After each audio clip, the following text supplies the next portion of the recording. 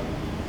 Mungkin nanti Pak Budi mau menjelaskan sedikit mengenai ISO dan apa kaitannya dengan yang ada di lapangan. Baik, kita punya yel-yel ya? Punya Pak, Belum punya ya? Biasanya kalau pagi-pagi biar semangat ya. Kalau pagi mau siang gitu, kalau ada kata-kata semangat pagi gitu ya. Kita coba ya. Oke. Semangat pagi.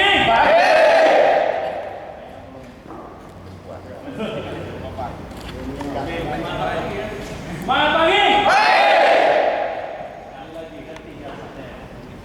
Semangat pagi. Silakan tepuk tangan masing-masing. Ini Bapak Ibu ya, PT Bank ini sudah memasuki fase bulan, sudah mau besok kita bicara. Itu fasenya itu sudah biasanya ada perusahaan yang sudah mulai stabil dan mulai naik. Kenapa?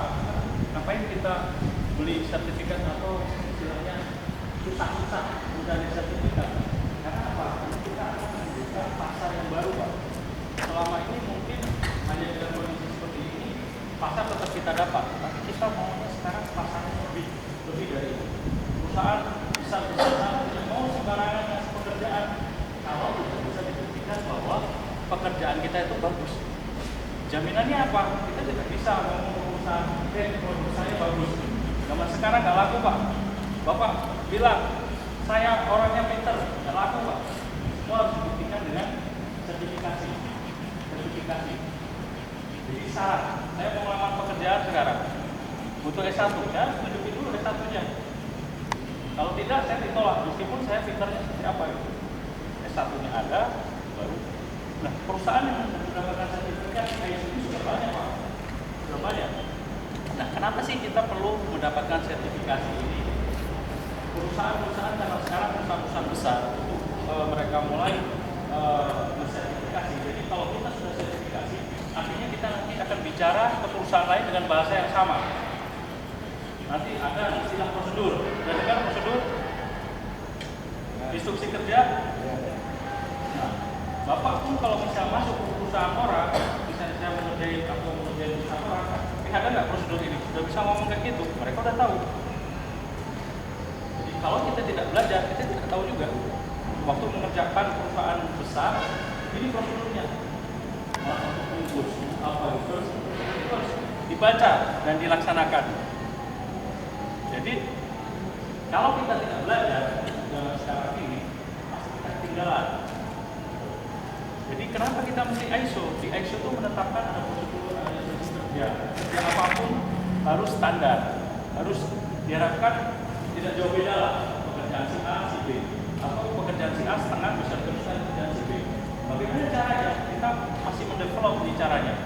Ada instruksi kerja, ada prosedur, kemudian kita bekerja berdasarkan itu. Kalau misalnya prosedur dan aktual tidak sama, nanti apakah aktual ini lebih bagus? Kalau lebih bagus, nanti prosedurnya yang akan kita bagusin.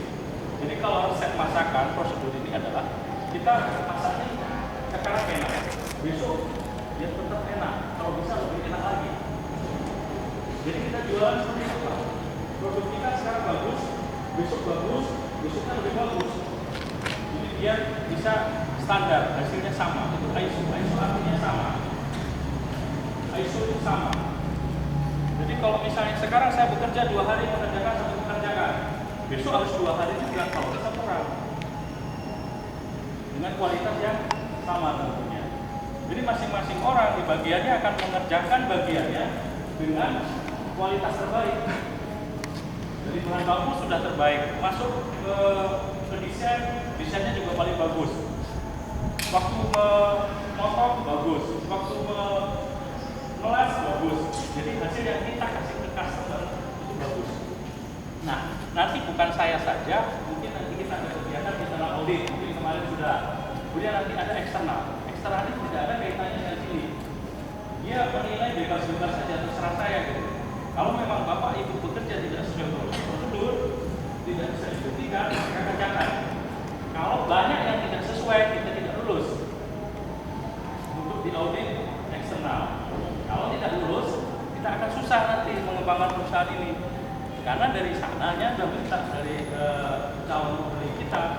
bahwa kita harus sertifikasi ISO. Itulah yang dinyatakan bahwa